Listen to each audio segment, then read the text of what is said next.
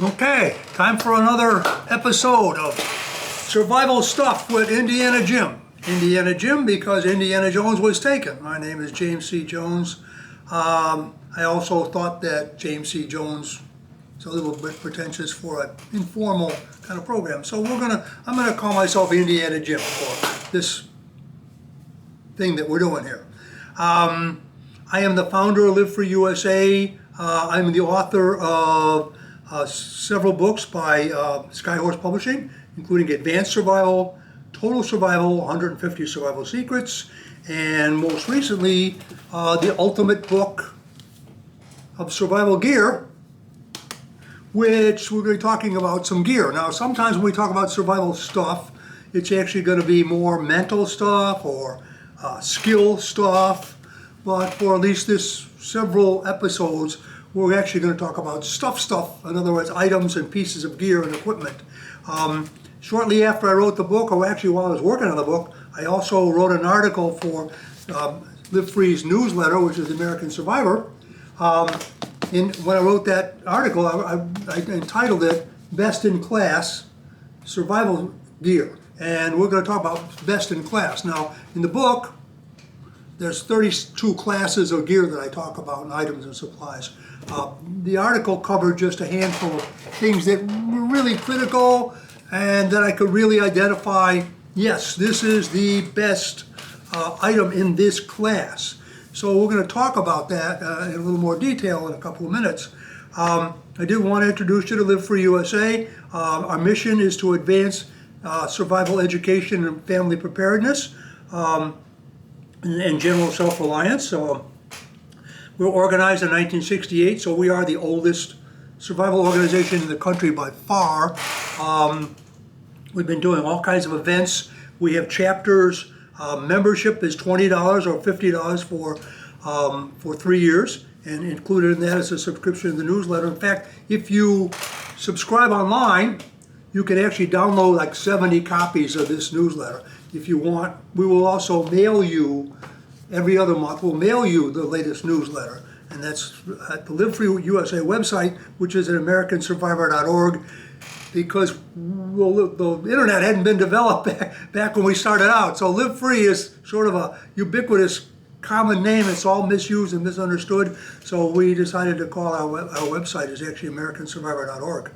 You can even email me if you'd like me to do a particular subject or have a question at survivorjj@aol.com. So with that, we'll get into the subject now. The subject today, the subject for this episode at least, is respirators.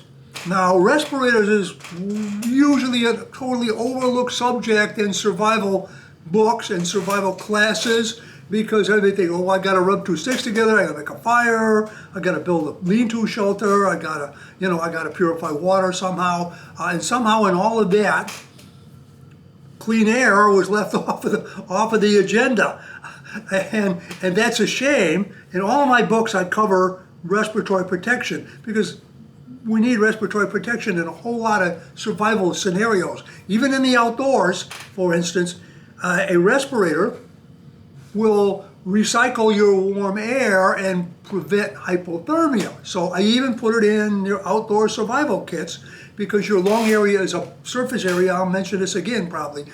Your lung surface area is, when spread out, believe it or not, is almost the size of a football field. So you're sucking in all this cold air. It's going over all that surface, taking warmth out of the body, and then there it goes. And you suck in some more cold air. If you can prevent any of that, so I even found on a survival kit, military survival kit, and it had a respirator in there, pretty much like an N95, like this one is, that was part of that winter survival gear. So even for your outdoor survival kits, respiratory protection is important. But boy, did respiratory protection suddenly become a key subject in the last couple of years with the epidemic or pandemic that developed. So I have a certificate in respiratory protection from OSHA. I'm an EMT. I was the safety manager at a big chemical factory. Get the picture here. I trained people in self-contained breathing apparatus. I specified what respirators were needed for what kind of things and trained people how to use respirators. So I don't like to use the expert word, but I think they said expert is a drip under pressure. Well, maybe I am. I don't know.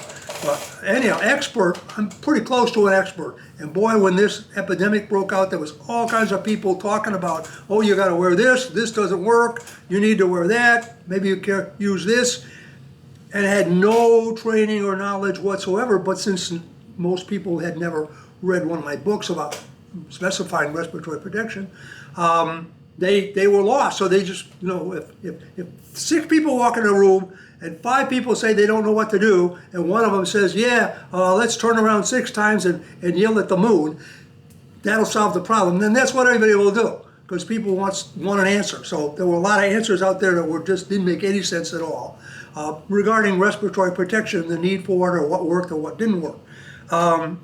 So, best in class, in my books and in my article, simple as this, N95. This is a respirator. Just to be clear, this is a mask, this is a respirator, okay? This is certified by NIOSH, the National Institute of Safety and Health, and OSHA, and a number of other agencies.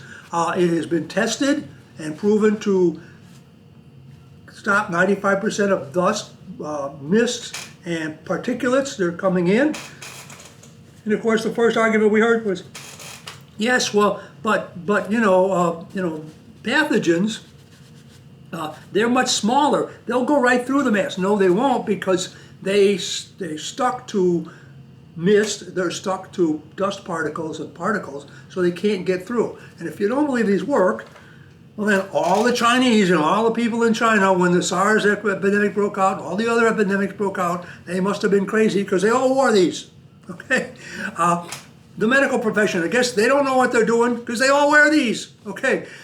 Point is, N95s or equivalent is the best respirator, no doubt about it. There's a box of them right there. I had 2 boxes of these when the pandemic started. I still have several left because my wife and I wore them. But the other thing was, it was all about, UV. We gotta UV lights. We gotta do all this kind of. What we did is we hung these things out in the sun for 8 hours for the whole day. Just hung them out in the sun. The UV kills all the pathogens, all the viruses on the mask, and we put it on the next day. So we wore them until usually the strap broke or they wore out. We also could wash them. This is stuff that we know worked, okay? N95 respirator, best in class. You want to go out right now after the pandemic, they'll probably be on the market again, and buy yourself a couple more boxes. I'm going to do that. I had them all ready. My wife says, why isn't anybody wearing N95 masks? I said, they don't have them. They can't get them. The government sort of lied to you early on. They said, oh, well, we don't know if they'll work or not. You can just get a cloth mask or whatever. They wanted to make sure that the medical professionals had enough of these and the first responders. They didn't want to run on them and panic run for the average person. Of course, we're not the average person. We're preppers, we're survivalists, we're self-reliance practitioners, whatever you want to call it. We had these, okay? And if you didn't and you were too embarrassed, then you believed that they didn't work, but you just screwed up. I'm sorry. End of discussion. You need to have these, okay? Now you can also get these in, sometimes you can get them which are charcoal impregnated. This has limited protection against chemicals, okay? These have no protection against chemicals. They have no protection against carbon monoxide or anything like that, but if they're properly fitted according to the instructions on the box, and they have to be properly fitted, by the way. The air, if you don't fit these properly, I've seen people with one strap hanging down, one strap up this way. The one strap goes over your ear, the other strap goes around your neck, and then you fit the nose piece. If you don't, the air's not going to go through here if it can go around. Okay, so you're just fooling yourself. So they had to be properly fitted. But they won't protect you against carbon monoxide. They'll protect you against particulates. They'll protect you against pathogens. They'll protect you against dust and mist and all that kind of stuff. And even in chemicals, they're better than nothing. I call BTN. They're better than nothing, but for everything else, they're great. So, but you can also get them with limited chemical protection in case you're worried about that. This one's even got a good fitting seal here. It has a speaking thing so you could talk and breathe out, exhale out. But it's a little more expensive. The box of these was about $20, and maybe higher now. But nevertheless, $20 for about $1 a piece is what they cost. But you can also get these with the charcoal impregnated if you're worried about, poison chemicals. You can also get them flat. They don't fit as well, but you can, like, this is from AO Safety Company. You'll find these. Norton makes them. This is a medium size. This is a flat fold, but it's an N95, so it's certified. So it is still kind of a respirator. By the way, also, when you have these, if you're keeping them in your pocket, you're keeping them in your pack, fold them up, keep them in a plastic bag. Because otherwise this thing's out, and there's stuff floating around, and it gets in here, and then you put it on, and you took that big breath of the pathogen or the poison, whatever it was that was in here. So you want to keep them sealed and clean in between. Okay, now you're like about gas masks. I actually saw people wearing these when the epidemic started. Told me how ignorant people were about what they needed to do. This is a chemical, half-face chemical mask. It's got filters. It does have dust filters, but it also has a chemical filter. It's just way more than you need, and you're not going to wear it very often. You can't, can you see yourself wearing this to the grocery store every day and wearing it walking down the street? Of course not. And everybody said, well, that's what I need. No, this isn't what you need at all. This is made for people that work in the chemical industry. You have to have the exact right filter for the potential chemical that you're exposed to. Now, if you live downwind of a chemical plant, maybe this might be worth investing in, although I've seen 2 big chemical plant fires in the last 6 weeks, and they evacuated the area, but in no case did people have or need to have one of these masks, okay? Because they basically just evacuated the area. This is for people who need to work and stay in a chemical environment. Chemical attack, again, is most local area only, or a chemical accident. It's a local area. You get out of the downwind track of that, and you're fine. So you really don't need these. Again, you need lots of N95s. Will do fine. You're certain, even though the classic image of a survivalist is somebody wearing a gas mask, one of these big military gas masks.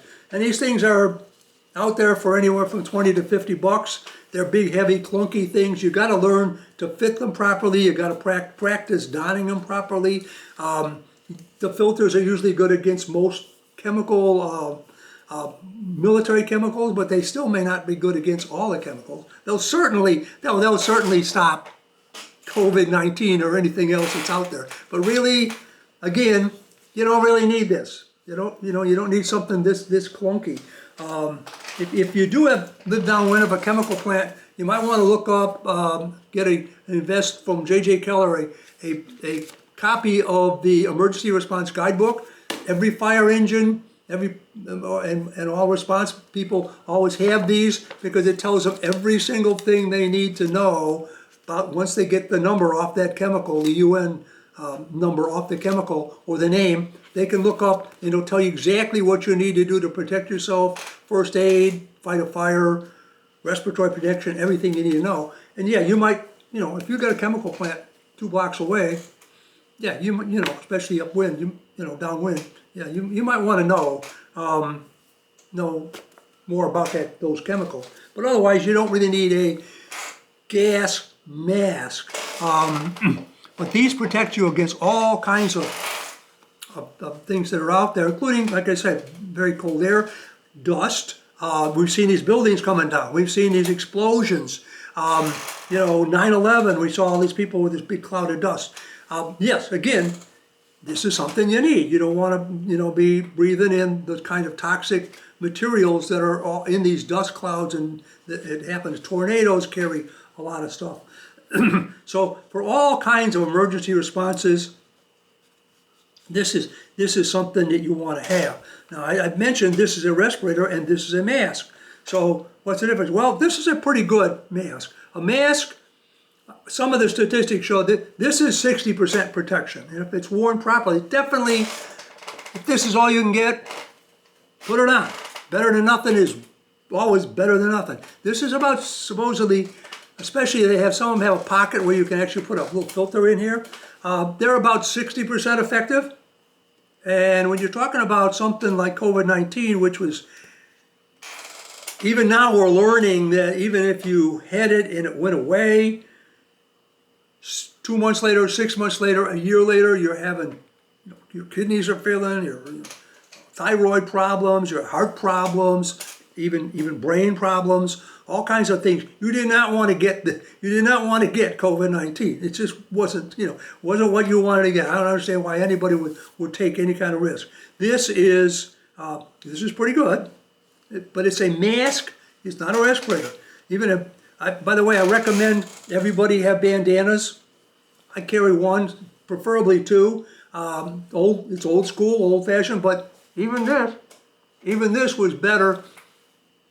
Even this was better than nothing, and you can have it with you. By the way, this would also be a tourniquet, a bandage, a couple of other things that you can use this for, even a water filter to some extent.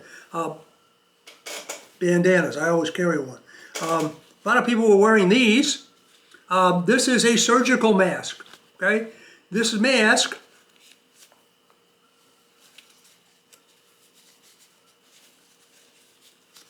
is designed to keep my pathogens that I'm breathing out from going into the patient, who, if I'm a surgeon, the patient is open and you don't want my pathogens going in there. It is not designed to protect the surgeon from the patient.